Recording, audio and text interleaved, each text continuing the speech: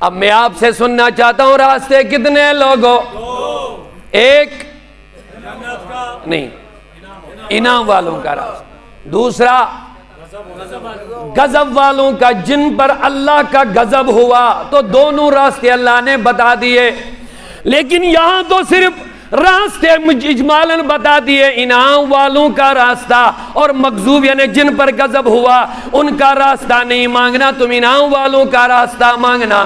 لیکن اب سوال یہ ہے لوگوں، اب ہم اللہ سے ایک اور سوال کرتے ہیں، مولا انعام والوں کا راستہ تو اللہ کہتا ہے مانگ لو، صراط الذین انعمت علیہم، انعام والوں کا راستہ۔ لیکن لوگوں اب ہم کیا جانے انعام والے کون ہیں؟ اللہ اس کی بارگاہ میں عرض کرتے ہیں مولا انعام والے کون ہیں؟ انعام والے اب ہمیں راستہ تو دیکھنا ہے نا کہ یہ کون سا راستہ، راستے تو بہت ملیں گے ہمیں، لیکن ہمیں انتخاب کرنا ہے انعام والوں کا راستہ۔ اسی پر چل کر کے ہم اللہ کے قریب جا سکتے ہیں، اسی پر چل کر کے ہمیں کامیابی مل سکتی ہے، ورنہ دعوے تو بہت ہوں گے لیکن دلیل جب تک ہمارے پاس نہیں ہوگی ہمارے دعوے کھوکھلے ہو جائیں گے۔ اللہ کہتا ہے سنو اب انعام والے کون ہیں۔ اب یہ اہم بات ہے، راستہ تو بتا دیا لیکن ہمیں دیکھنا ہے یہ کون سا راستہ ہے۔ اللہ کہتا ہے اولئک الذین انعم اللہ علیہم، وہ لوگ جن پر اللہ نے انعام کیا۔ سورہ فاتحہ میں کیا کہا؟ انعام والوں کا راستہ مانگو اور اسی پر چلو، لیکن آگے ایک جگہ فرما دیا کہ انعام والے ہے کون۔ اب ہے کون؟ فرمایا فَأُولَئِكَ الَّذِينَ أَنْعَمَ اللَّهُ، وہ لوگ کون ہیں جن پر اللہ نے انعام عطا کیا؟ الَّذِينَ أَنْعَمَ اللَّهُ عَلَيْهِمْ مِنَ النَّبِيِّينَ وَالصِّدِّيقِينَ وَالشُّهَدَاءِ وَالصَّالِحِينَ۔ اب یہاں تو اللہ نے انعام یافتہ لوگوں کا ذکر کیا، پہلے راستہ بتایا، پھر یہ راستہ کن لوگوں کا ہے؟ جیسے ہم کہیں گے راستہ سیدھا راستہ، لیکن ہمیں کیا پتا سیدھا راستہ کون ہے؟ تو اللہ کہتا ہے جو نبیین سے جڑتا ہے، جو صدیقین سے جڑتا ہے، جو صالحین سے جڑتا ہے، جو شہداء سے جڑتا ہے، یہ چار جماعت، چار گروپ اللہ نے بیان کر لیے ہیں۔ نبیین کی جماعت، صدیقین کی جماعت، شہداء کی جماعت، صالحین کی جماعت۔ اللہ نے قرار دیا انہی کا راستہ انعام والوں کا راستہ ہے، اور یہی اللہ سے ملا دیتا ہے۔ انعام والے کون ہیں؟ الذین انعم اللہ علیہم، جن لوگوں پر اللہ کا انعام ہوا، نبیین ہیں، صدیقین ہیں، شہداء ہیں، صالحین ہیں۔ اب چار جماعتیں اللہ نے بیان فرمائی جن کے راستے پر ہمیں چلنا ہے۔ اب یہاں دو پہلو ہے، اب آج تھوڑا میرا عنوان کچھ مختلف ہے۔ ایک پہلو ہمارا یہ ہوتا ہے جو غوث اعظم سے جڑ گیا وہی سیدھے راستے پر ہے، ٹھیک ہے، یہ بھی ٹھیک طریقہ، لیکن آج تھوڑا میرا ہٹ کے ہے۔ اللہ کہتا پہلی جماعت جو انعام یافتہ ہے اور ہمیں حکم ہوا کہ تم دعائیں مانگو، اللہ کا راستہ وہ جو انعام والوں کا راستہ ہے۔ انعام والوں میں سب سے پہلے اللہ نے نبیین کا ذکر کیا ہے۔ تو نبیین کا جب ذکر آیا تو اس کا مطلب یہ ہے کہ ہمیں دیکھنا ہے کہ نبیین کا راستہ کیا ہے۔ اگر ہم وہ اس پر ہیں تو ہم ہی انعام یافتہ راستے پر ہے۔ تو مختصر چونکہ وقت زیادہ نہیں تو جلدی سے میں شروع کرتا ہوں۔ بتائیے نبیین کا راستہ یہ ہے، حضرت آدم علیہ السلام سے جنت میں لغزش ہوتی ہے، یہ خدا کی حکمت ہے، ہم اس حکمت میں نہیں پڑھنا چاہتے کہ کیوں ہوا، کیسے ہوا، کیا ہوا، نہ ہمارے لیے اجازت ہے، بس اتنا ہے لغزش ہوئی ہے۔ اب لغزش ہونے کے بعد جنت سے نکل گئے۔ اب یہاں دیکھیے نبیین کا بھی راستہ ہے، شیاطین کا بھی راستہ ہے۔ اب آپ کہیں گے مولانا نبیین کا کون سا راستہ ہے، شیاطین کا کیا راستہ ہے؟ تو جلدی سے سن لیجئے، نبی ایک آدم جنت سے نکل گئے، شیطان بھی جنت سے نکل گیا۔ اب ہمیں حکم ہے کہ انعام یافتہ لوگوں کے راستے پر چلو۔ یہی ہے نا؟ اب انعام یافتہ کون ہیں پہلے؟ حضرت کہہ دیجئے حضرت اب آدم علیہ السلام نے کیا کیا؟ جب وہ جنت سے نکل گئے تو انہوں نے اپنی غلطی یعنی جو سرزش جو ان سے لغزش ہوئی ہے اس لغزش پر انہوں نے 550 سال تک رویا. کتنا؟ حکم کیا ہے ہمیں؟ انعام یافتہ لوگوں کے راستے پر چلو. وہ راستہ مانگو جو انعام یافتہ لوگوں کا. تو انعام یافتہ میں سب سے پہلے نبیین ہیں. تو نبیین میں سب سے پہلا حضرت اونچا بولو حضرت تو آدم نے کیا طریقہ دیا؟ لوگوں ہمیں حکم نبیین کے راستے پہ چلو. نبیین میں ابو البشر سید الانبیاء کے بھی بابا حضرت آدم وہ جنت سے نکل گئے. لغزش ہو گئی ہے تو پتہ چلا آدم کی اولاد سے لغزش ہو سکتی ہے لیکن اب راستے دو ہیں. نبیین کا راستہ، شیاطین کا راستہ. اور نبیین کا راستہ انعمت علیہم والا راستہ ہے لیکن شیاطین کا راستہ مغضوب. اب ہمیں کرنا کیا ہے؟ اللہ کہتا نبیین کے راستے پہ چلو. حضرت آدم نے ایک چھوٹی سی لغزش پر 550 سال تک آنسو بہائے. فرماتے جب آدم علیہ السلام رونے لگتے تھے اپنی اس چھوٹی سی لغزش پر تو جنت کے چرند پرند درندے بھی آدم کے سامنے کھڑے ہو کر کے رونا شروع ہو جاتے تھے. فرماتے اگر پوری کائنات کے رونے والوں کے آنسوں کو جمع کیا جائے گا جتنے لوگوں نے آج تک رویا قیامت تک روئیں گے. سارے رونے والوں کے آنسو اگر جمع کیے جائے اتنے آنسو نہیں بنیں گے جتنے حضرت آدم نے بہائے. ایک نبی ہے اللہ کا مقبول ہے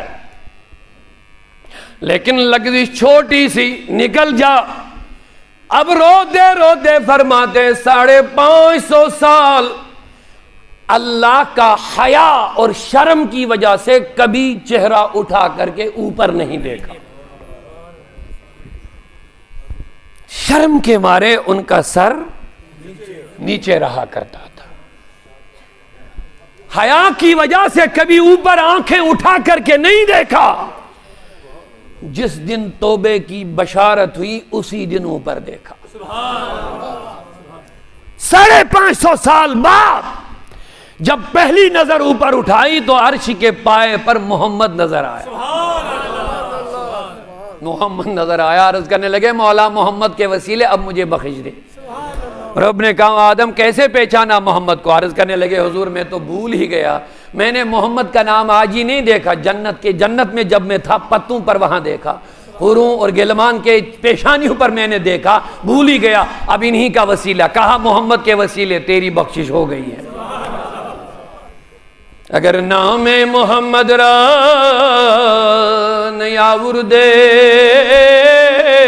شفیع آدم نادم یافتے توبہ ننو ازگر کن جینا. اب یہ موضوع ہٹ جائے گا, میں ادھر نہیں جانا چاہتا ہوں. اپنا جو عنوان میں نے انتخاب کیا اس پر مختصر کو تو وقت اجازت نہیں دے رہا جاتا. تو لوگوں میں عرض کر رہا تھا انعام یافتہ کون ہے؟ پہلی جماعت اونچا بولو. 4 جماعتیں تو ہیں, نبیین ہیں, صدیقین ہیں, شہداء ہیں, صالحین ہیں. ہمیں حکم ہے کہ انہی کے راستے پر تمہیں چلنا ہے, انہی کا راستہ تمہیں ماننا ہے, اسی پر تمہیں زندگی گزارنی ہے. تو میں نے پہلے نبی کی بات بولی. حضرت آدم سے چھوٹی سی لغزش ہوئی, نبی ہونے کے باوجود 550 سال روتے رہے. میں اپنے دوستوں سے, احباب سے, اپنے دوستوں بزرگوں سے گزارش کرنا چاہتا ہوں, بتاؤ ہم سے کتنی بڑی غلطیاں ہوتی ہیں اور ہم اللہ کے خوف سے کتنا روتے ہیں. دعوے تو ہمارے بہت لمبے ہیں کہ ہمیں نبیین کا راستہ ملا، صدیقین کا راستہ ملا، صالحین کا راستہ ملا، شہداء کا راستہ ملا۔ ہم اہل سنت والجماعت ہے، ہمارا یہ دعویٰ ہے، ہم ہی حق پر ہے۔ لیکن کیا صرف اتنا ہم دعوے کریں گے ہم نبیوں کے راستے پر ہے، یا وہ ڈیوٹی بھی ہمارے اوپر ہے؟ اگر ہمیں نبیین کے راستے پر چلنے کا حکم ہوا ہے، کیا ہمیں اپنے گناہوں پہ رونا نہیں ہے؟ کیا ہمیں آنسو نہیں بہانے ہیں؟ ہم سے کتنی بڑی غلطیاں ہوتی ہے لیکن کبھی روتے نہیں ہیں لوگوں۔ اب بتاؤ یہ دعویٰ سچا کی جھوٹا ہے؟ جو نبیین کے راستے پہ ہوگا آگے چلو اپنا محاسبہ کرنا پڑے گا۔ انعام یافتہ لوگوں کا راستہ دعویٰ تو ہمیں ہے، لیکن آگے چلو میں کہتا ہوں تو پتہ چلا جو نبیین کے انعام یافتہ راستے پہ جو ہوگا، اگر کبھی بھی چھوٹی سی بھی غلطی ہوگی تو عمر پر روتا ہی رہے گا، خلوتوں جلوتوں میں آنسو بہاتا رہے گا، مولا مجھے معاف کر لے، معاف کر لے، معاف کر لے، اور مرتے دم تک کھٹکتا رہے گا، نہ جانے میرے ساتھ کیا حال ہوگا۔ لوگوں کیا تمہیں پتا نہیں نبی نے ہمیں یہی راستہ دیا؟ آگے چلو ہمارا دعویٰ میں نبیین کے راستے پر ہے، لیکن جس کا دعویٰ یہ ہوگا میں نبیین کے راستے پر ہوں، اس کو اگر قربانی کرنے کا وقت آئے، اپنے آپ کو اگر آپ قربان کرنا پڑے گا۔ دو چیزیں ہیں، قربانی دینا، قربان ہونا۔ اللہ کی رضا کے سامنے قربانی دینا، قربان ہونا۔ اب یہاں مال کی بات نہیں چلے گی، یہاں مال کی بات، کیونکہ نبیوں کا ذکر چل رہا ہے۔ اب اگر تمہیں بیٹے کی قربانی دینی پڑی، نبیین کا راستہ یہ ہے، حضرت ابراہیم میں 80 برس کی عمر میں جو بیٹا ملا، بڑھاپے میں جو بیٹا ملا، لوگوں ہمیں تو بچے ہیں، ہم جوان ہیں، بچے جوان ہیں، لیکن یاد کرو 80 سال کی 90 سال کی عمر میں جس بزرگ کو پہلا بیٹا مل گیا ہوگا کتنا پیارا ہوگا۔ لیکن اب نبیین کا راستہ ہے، ہمارا دعویٰ ہے ہم نبیین کے راستے سے، صراط الذین انعمت علیہم ہم تو پڑھتے رہتے ہیں، لیکن آیا نبیین کا راستہ یہی راستہ ہے؟ فرماتے اگر تمہیں قربانی دینے کا موقع اللہ کی رضا کے لیے حکم ہوا قربانی دے دو، تو ابراہیم کی طرح اگر بیٹے کو بھی قربان کرنا پڑے گا، اپنے بیٹے کو بھی قربان کرنا پڑے گا، تبھی تو دعوے میں سچا ہے کہ تو نبیین کے راستے پر ہے۔ یہ تو ہوئی قربانی دینا، اور اگر قربان ہونا پڑا، صراط الذین انعمت علیہم الذین انعم علیہم من انعام یافتہ لوگوں کا راستہ پہلے نبیین ہیں۔ تو چلو آگے، اگر قربانی دینی پڑے گی بیٹے کی، حضرت خلیل کی اطاعت کرنی پڑے گی، اگر تمہیں قربان ہونا پڑے گا دین کے لیے، اللہ کی رضا کے سامنے اگر قربان ہونا پڑا تو حضرت اسماعیل کی طرح گلے کو سامنے رکھنا ہی پڑے گا۔ لوگوں کس چیز کا نام ہم نے انعام یافتہ راستہ رکھا ہے؟ قربانی نہ دینے کے لیے تیار ہے، نہ ہونے کے لیے تیار ہے۔ اگر کبھی قربانی کی بھی پتہ نہیں بھی اس میں مال حرام کتنا ہوتا ہے حلال کتنا ہوتا ہے، حرام مال خرچ کرنا بھی حرام ہے اللہ کے راستے میں۔ اگر آپ کے پاس حرام مال ہو پھر آپ نے مسجد میں لگایا، کسی کام میں لگا، یہ ڈبل گناہ ہو جائے گا۔ ایک تو حرام مال آپ نے کمایا وہ بھی گناہ، پھر اللہ کی راہ میں دیا وہ بھی گناہ۔ اللہ ناپاک کیسے قبول کر سکتا ہے؟ اللہ تو پاک ہے، اللہ پاک ہے، پاکی کو پسند کرتا ہے، اللہ پاک ہے، پاک کو پسند کرتا ہے۔ ہم حرام کام کما کے کہیں گے ہم مسجد بنائیں گے، مدرسہ بنائیں گے، یہ کریں گے، وہ کریں گے، نیاز دیں گے۔ ارے نیاز دینے والوں معاف کرنا، ہم صالحین کا راستہ مانگتے ہیں نا، انعام یافتہ والے ہیں نا۔ وقت اجازت نہیں دے رہا تفصیل میں جانے کا، مجھے غوث اعظم یاد آ گئے۔ ہم کہتے ہیں نا کہ ہم غوث اعظم کے راستے پر ہے. اب دیکھو روست راستہ کیا ہے, سنو دے راستہ کیا ہے. غوث اعظم کے پاس المستنجد باللہ زمانے کا اسلامی مسلمان کا بادشاہ آیا ہدیہ اور نذرانہ لے کر کے. غوث اعظم نے فرمایا مت کرو مجھے مجبور لینے کے لیے, یہ نہیں لوں گا میں. انہوں نے کہا لینا پڑے گا, کیونکہ بادشاہ تھا اور بادشاہ کو اپنا گھمنڈ ہوتا ہے کہ میں نے لایا, میری کیوں نہیں لے گا. اس کو یہ ناگوار گزرا کہ عبد القادر جیلانی میرا ہدیہ کیوں ٹھکرا رہا ہے. کہا من نے مت کرو مجھے مجبور. بہرحال بادشاہ کا گھمنڈ تھا, انہیں دو تین بار کہا لینا ہی پڑے گا, کیوں نہیں لوگے, میں نے تو خوشی سے لایا. غوث اعظم کو جلال آیا, انہوں نے 2 پیسوں کی تھیلیاں ہاتھ میں لی, ایسے نچوڑی, نیچے سے خون شروع ہو گیا. نیچے سے خون شروع ہو گیا نکلنا. اب خون نکل گیا اتنا آ گیا کہ بادشاہ کے پیروں تک چلنے لگا اور بادشاہ ڈر گیا. حضرت میں نے تو روپے لائے, پیسے لائے, ہدیہ لائے, یہ کیا ہے.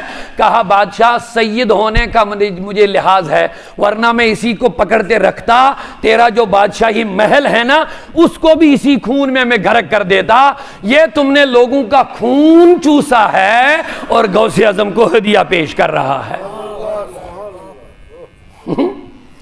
اسی لیے میں نے عرض کیا لوگو نبیین کا راستہ سن لو.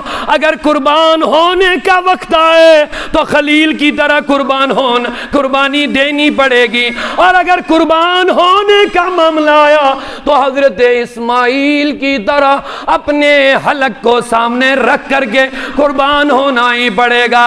اتنا ہی نہیں لوگو, اگر آپ کو منصب ملا, منصب مل کر کے تجھے کہا جائے گا پڑھو سیکھو, اپنے کو بڑا مت سمجھنا, موسیٰ کی طرح خضر کے پاس جانا ہی پڑے گا. سبحان اللہ, سبحان اللہ, سبحان اللہ.